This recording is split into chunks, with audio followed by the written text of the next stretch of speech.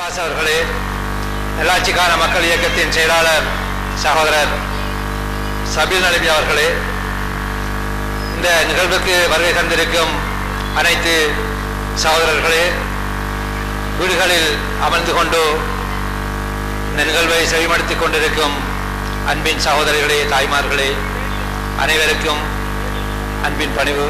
அஸ்ஸலாமு அலைக்கும். நல்லாட்சிக்கான மக்கள் இயக்கத்தின் தேர்தல் பிரச்சார கூட்டங்களில் 9வது தேர்தல் பிரச்சார கூட்டம் இன்று புதிய காத்தாங்குடியில் இந்த பிரதான மத்திய வீதியில் நடைபெற்றுக் கொண்டிருக்கின்றது. இந்த கூட்டம் ஆரம்பமாவதற்கு சற்று தாமதம் ஏற்பட்டுள்ளது. காரணம், தேர்தல் இறுதி நேரத்தை அடைந்துள்ளதால் வேலைப்பளு காரணமாக எமது சூரா சபை உறுப்பினர்கள் பல நிகழ்வுகளில் கலந்து கொள்ள இருந்ததால் இந்த நிகழ்வு தாமதமாக ஏற்பட வேண்டிய ஒரு சூழல் ஏற்பட்டது.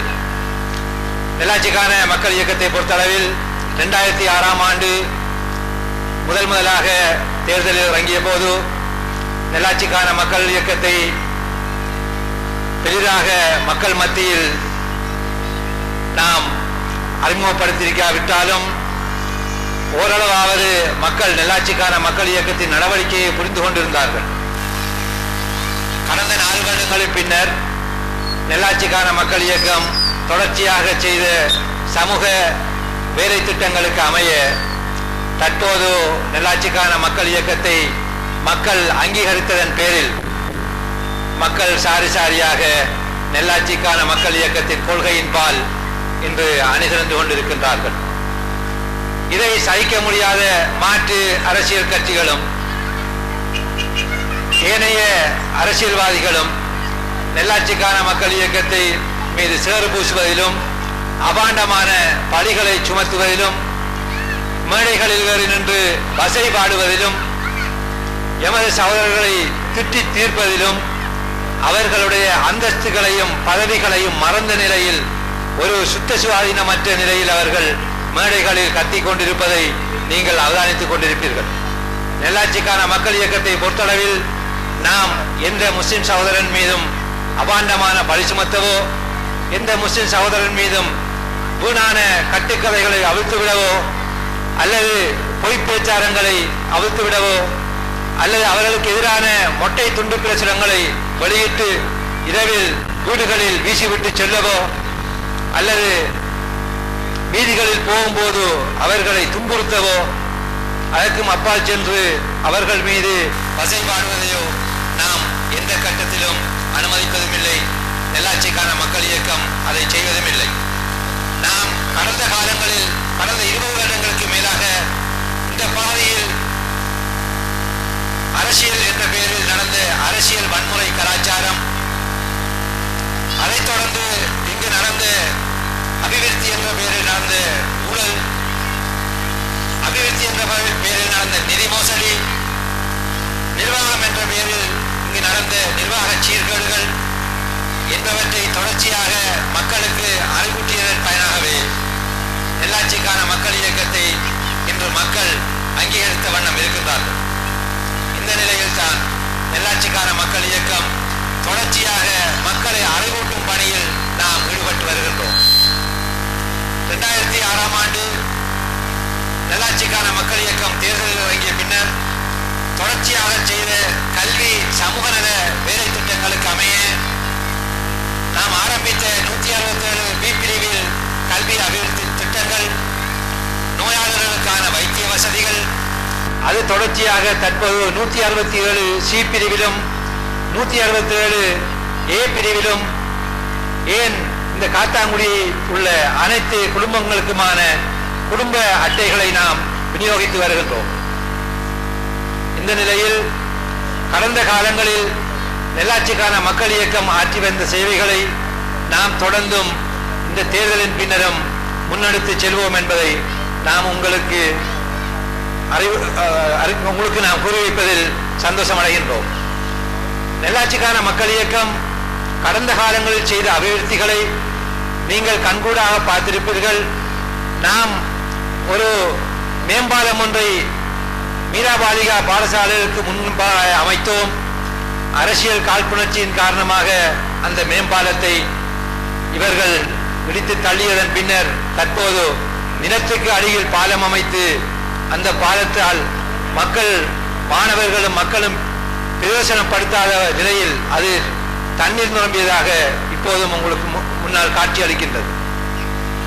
அதன் பின்னர் நாம் இன்டர்லாக் ரோடு ஒன்றை பொறுத்துக்கல்லால் அமைந்த ஒரு வீதி ஒன்றை மாம்புள்ளியார் வீதியில் விட்டோம். அப்போது நாங்கள் பொறுத்துக்கல்லை பற்றி வீதியை பற்றி பேசும்போது இந்த பொறுத்துக்கல் வீதி என்பது சிங்கப்பூரிலும் கொழும்பிலும் தான் சாத்தியமாகும், அது காத்தாங்குடியில் சாத்தியமாகாது என்று கூறியவர்கள் 4 வருடங்கள் பின்னால் இப்போது பொறுத்துக்கல் வீதிதான் பொருத்தம் என்று நினைத்து தற்போது இங்கு ஒரு பொறுத்துக்கல் வீதியை அமைத்து அதை துறப்பதற்காக இப்போது முனைந்து கொண்டிருக்கின்றார்கள். நாம் கூறிய விடயங்களை இவர்களுக்கு புரிந்து கொள்வதில் சுமார் 4 வருடங்கள் இவர்களுக்கு தேவைப்பட்டிருக்கின்றன. அதுபோல்தான் நாம் இப்போதும் கூறுகிறோம், நல்லாட்சிக்கான மக்கள் இயக்கம் திட்டமிட்ட அடிப்படையில் தொடர்ச்சியான தங்களது அபிவிருத்தி நடவடிக்கைகளையும் சமூக நல நடவடிக்கையையும் மேற்கொள்ளும் என்பதை நாம் இங்கு திட்டவட்டமாக கூறிக்கொள்ள விரும்புகின்றோம். அதற்கு ஒரு தரமான ஒரு நிர்வாகம் ஒன்று நகரசபையில் அமைய வேண்டும். எம்மிடம் சிறந்த பொறியியலாளர்கள் இருக்கின்றார்கள், சிறந்த வைத்தியர்கள் இருக்கின்றார்கள், சிறந்த கல்விமான்கள் இருக்கின்றார்கள், சிறந்த அதிபர்கள் இருக்கின்றார்கள், சிறந்த ஆசிரியர்கள் இருக்கின்றார்கள்.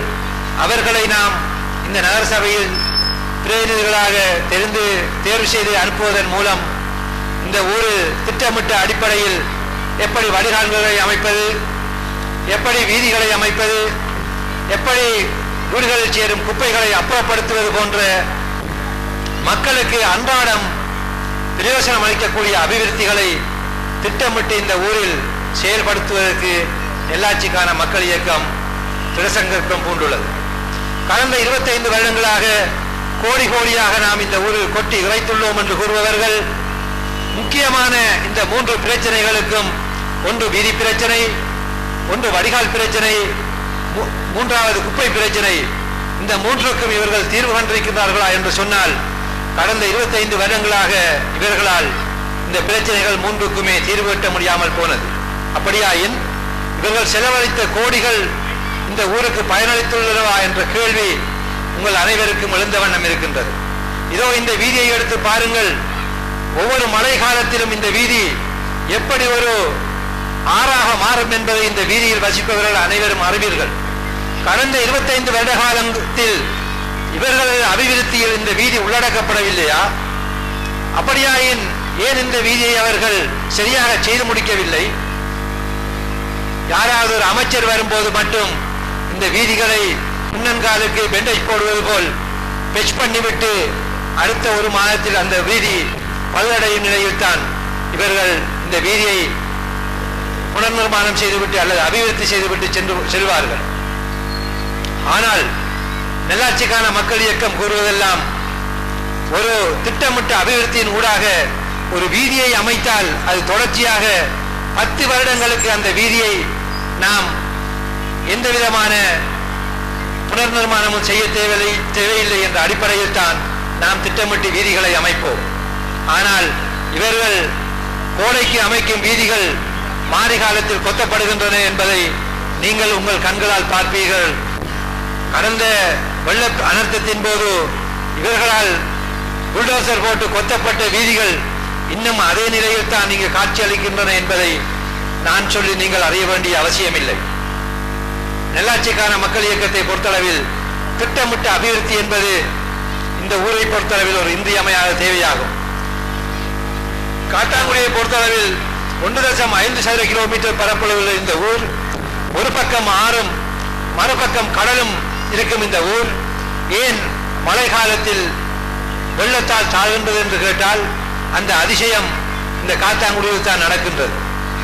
ஏன் என்று கேட்கின்ற பொழுது இங்கு நடந்த வீதி அபிவிருத்தி, இங்கு நடந்த வடிகால் அமைப்பு எல்லாமே திட்டமிட்ட நடவடிக்கைகளாக இல்லாததால் அது மக்களுக்கு பயனற்ற நிலையில் இன்று மழை காலங்களில் இந்த ஊர் வெள்ளக்காடாக மாறும் ஒரு துப்பாக்கிய நிலைக்கு நாம் அனைவரும் தள்ளப்பட்டுள்ளோம். கடந்த அனர்த்தத்தின் போது எத்தனை குடும்பங்கள் இந்த பகுதியிலிருந்து வெளியேறின, எத்தனை தாய்மார்கள் வீடுகளில் கட்டில்களுக்கு மேலும் மேசைகளுக்கு மேலும் முடங்கி கிடந்தார்கள் என்பதை இந்த பகுதியில் வாழ்பவர்கள் அனைவருமே நீங்கள் அறிவீர்கள்.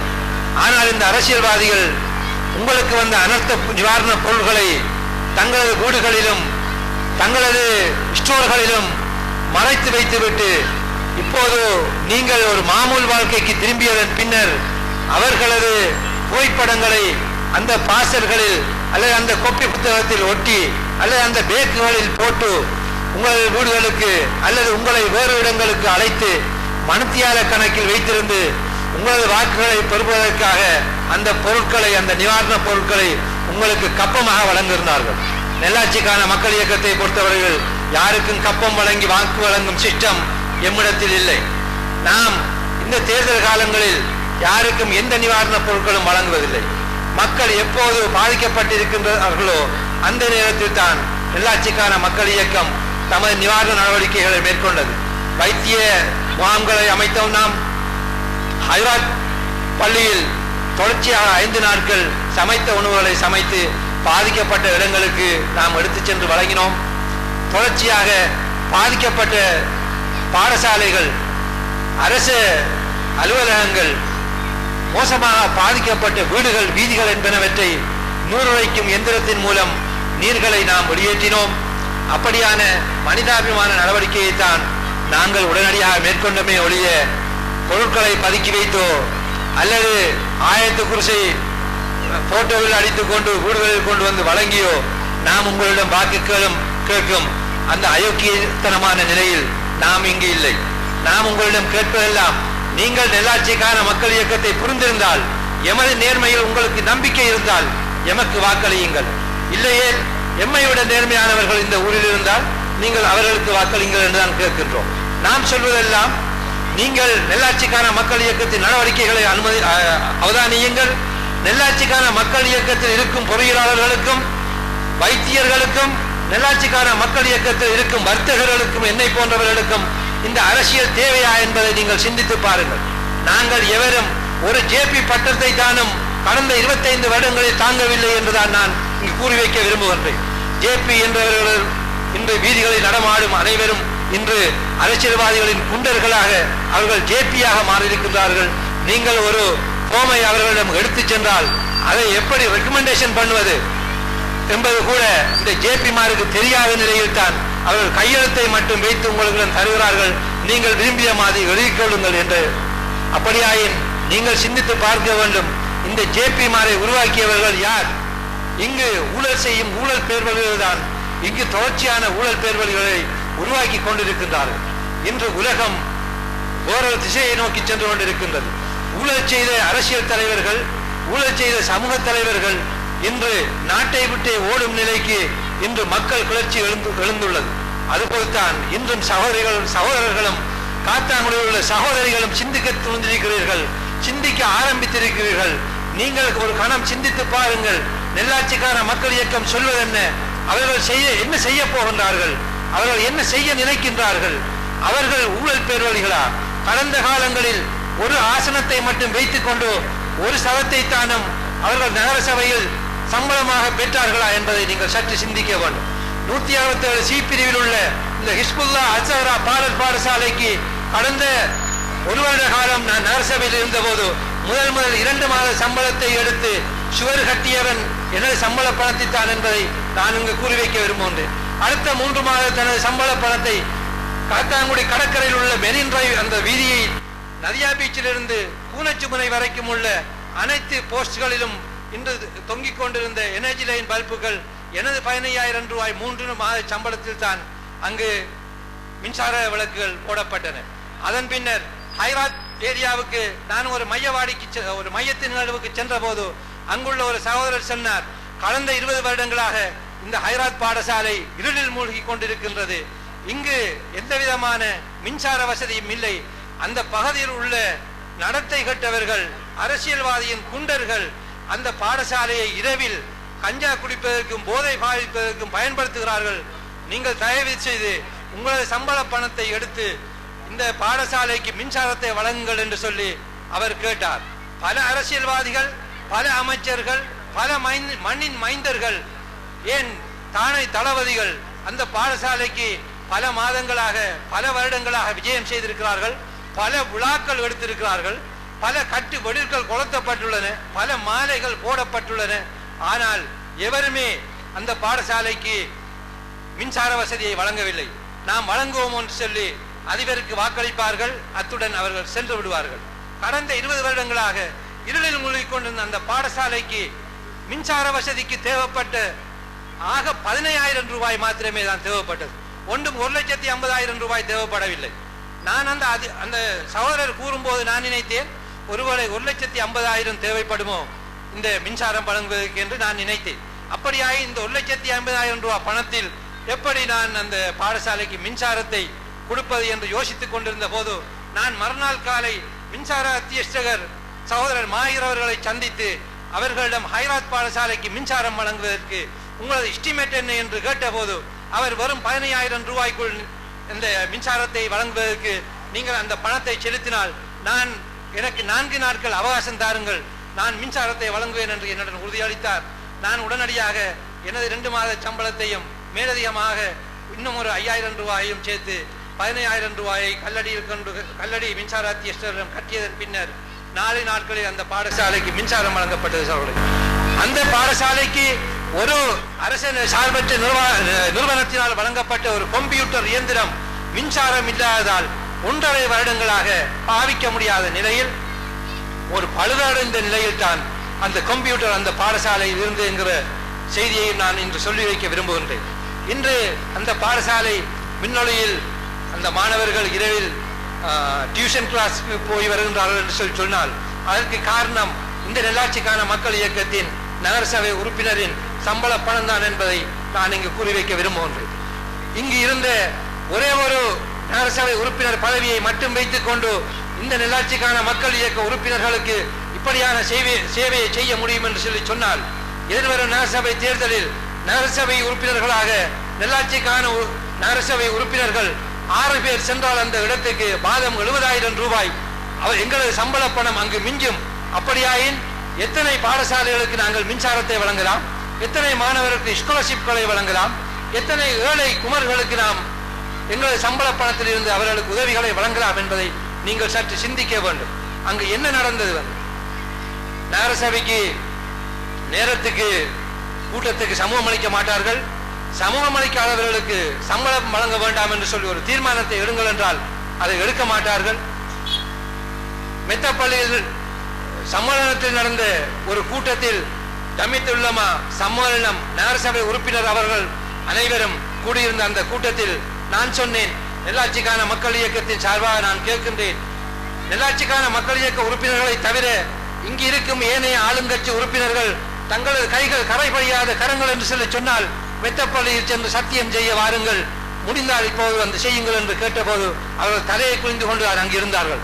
அப்படியாயின் அவர்கள் சேமனில் இருந்து அங்கு வேலை செய்யும் உறுப்பினர் வரைக்கும் அங்கு கொள்ளையர்களாகத்தான் இருந்து கொண்டிருக்கிறார்கள்.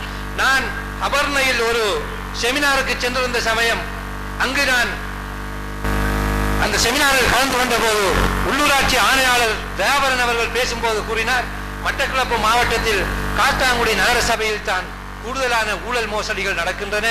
அதற்கு அந்த நகரசபையில் பணிபுரியும் தொழில்நுட்ப உத்தியோகத்தர் துணை போகின்றார், அவரை நாங்கள் உடனடியாக இடமாற்றுவதற்கு தீர்மானித்துள்ளோம் என்று சொல்லி கூறிய போது நான் மறுநாள் காத்தாங்குடிக்கு வந்து அந்த தொழில்நுட்ப உத்தியோகரை சந்தித்து, நீங்கள் ஒரு நல்ல குடும்பத்தில் பிறந்தவர்கள், உங்களது தந்தை ஒரு ஈமான்தாரி, நான் நகரசபை உறுப்பினர் என்பதை விட்டுவிடுங்கள், நீங்கள் ஒரு தொழில்நுட்ப உத்தியோகத்தர் என்பதை விட்டுவிடுங்கள், நீங்களும் நானும் ஒரு சராசரி மனிதன் என்ற நிலையில் நீங்கள் உண்மையை சொல்லுங்கள், நீங்கள் கள்ளனா அல்லது நல்லவனா என்று நான் கேட்டபோது அவர்கள் கண்ணால் நீர் வழிந்தது. அவர் கூறினார், என்னை அவர்கள் தவறாக பயன்படுத்தினார்கள் சார். முதல் வந்த 14 கொங்குரைட் வீதிகளிலும் ஆளுக்கு 50,000 ரூபாயை இவர்கள் எடுத்தார்கள். ஒரே ஒரு நகரசபை உறுப்பினர் ஹயத் அஹ்மத் ஹாஜியார் மாத்திரம்தான் அந்த 50,000 ரூபாயை திருப்பி வழங்கினார். மற்ற அனைவருமே அந்த 50,000 ரூபாயை எடுத்தார்கள். அதிலிருந்து ஆரம்பித்த இவர்களது கொள்ளை தொடர்ச்சியாக தொடர்ந்து கொண்டுதான் இருக்கின்றது என்று அந்த சகோதரர் அப்படியாயின் சகோதரர்களே, நீங்கள் அனுப்பிய அந்த உறுப்பினர்கள், நீங்கள் அனுப்பிய அந்த நகரசபை மெம்பர்கள், நீங்கள் காலையில் எழும்பி வெயிலில் நின்று வாக்களித்த அந்த நகரசபை உறுப்பினர்கள் எப்படி செயல்பட்டார்கள் என்பதை இப்போது நீங்கள் தெளிவாக அறிவீர்கள். எம்மிடம் சகல ஆதாரங்களும் இவர்கள் எப்படி இந்த கொள்ளைகளில் ஈடுபட்டார்கள் என்று சொல்லி இருக்கின்றது. நாம் இவர்களை பகிரங்க மேடைகளுக்கு பல முறை அழைத்துள்ளோம். இவர்கள் யாரும் பகிரங்க மேடைக்கு வருவதில்லை. மண்ணின் மைந்தன் உட்பட நகரசபை உறுப்பினர் வரைக்கும் பகிரங்க மேடைக்கு வருவதற்கு இன்று அஞ்சிக் கொண்டுதான் இருக்கின்றார்கள். ஆனால் மேடைகளில் எங்களுக்கு எதிராக வசைபாடுவதில், மேடைகளில் எங்களுக்கு எதிராக தொடர்ச்சியாக ஒரு பித்தலாட்டம் பிடித்தவன் போல் அலறுவதில், தொடர்ச்சியாக வீடுகளுக்கு சென்று மொட்டை நோட்டீஸ் போடுவதில், ஏன் எங்களது டி-ஷர்ட்டை போட்டுக்கொண்டு வன்முறையில் ஈடுபட்டவர்கள் நல்லாட்சிக்காரர்கள் என்று சொல்லி எங்களை போலீசில் அடைப்பதில் இவர்கள் தற்போது ஈடுபட்டுக் கொண்டிருக்கின்றார்கள். நாம் இவர்கள் அனைத்தையும் அரச பாதுகாப்பு படையினருக்கு தொடர்ச்சியாக நாம் வழங்கி வருகின்றோம். இவர்கள் என்னென்ன திட்டங்களை தீட்டிருக்கின்றார்கள் என்பதை அல்லாஹ்வும் அறிவான். நாங்களும் எங்களது சக்திக்கு உட்பட்ட வகையில் அறிந்து கொண்டிருக்கின்றோம். நாம் அதை இங்குள்ள பாதுகாப்பு தரப்பினருக்கும் புலனாய்வு தரப்பினருக்கும் தொடர்ச்சியாக வழங்கிக் கொண்டிருக்கின்றோம். பொதுமக்களாகிய நீங்கள் இந்த விடயங்களில் எச்சரிக்கையாக இருக்க வேண்டும். கடந்த 25 வருடங்களில் இந்த ஊருக்கு ஒரு ஊழலற்ற நிர்வாகத்தை, ஒரு நேர்மையான நிர்வாகத்தை, நேர்மையான அரசியலை இவர்கள் செய்திருந்தால் இவர்கள் வீடுகளில் இன்று காலை ஆட்டிக் கொண்டல்லவா வாக்குகள் கேட்க வேண்டும். ஏன் இவர்கள் இரவோடு இரவாக வீதிகளில் கத்திக் கொண்டு அலைகின்றார்கள்? ஆனால் இவர்கள் கடமையை சரியாக செய்யவில்லை என்பதுதான் இதிலிருந்து தெளிவாக தெரிகின்றது. எனவே அன்பின் சகோதரர்களே, சகோதரிகளே, தாய்மார்களே, எதிர்வரும் 17ஆம் தேதி நீங்கள் தெரிவு செய்யும் நகரசபை உறுப்பினர், அவர் உங்களது உறுப்பினர். அவர் பிழை செய்தால் தட்டி கேட்க வேண்டிய கடமையும் பொறுப்பும் உங்களுக்கு இருக்கின்றது. நாங்கள் பதில் சொல்வதற்கு எந்த நேரமும் தயாராக இருக்கின்றோம் என்கின்ற உறுதிமொழியை உங்களிடம் வழங்கிக் கொண்டு நான் எனது உரையை முடித்துக் கொள்கின்றேன். அடுத்ததாக இங்கு நான் பேசுவதற்காக அழைப்பது முன்னாள் தவிசாளர் சகோதரர் காசிம் அவர்கள்.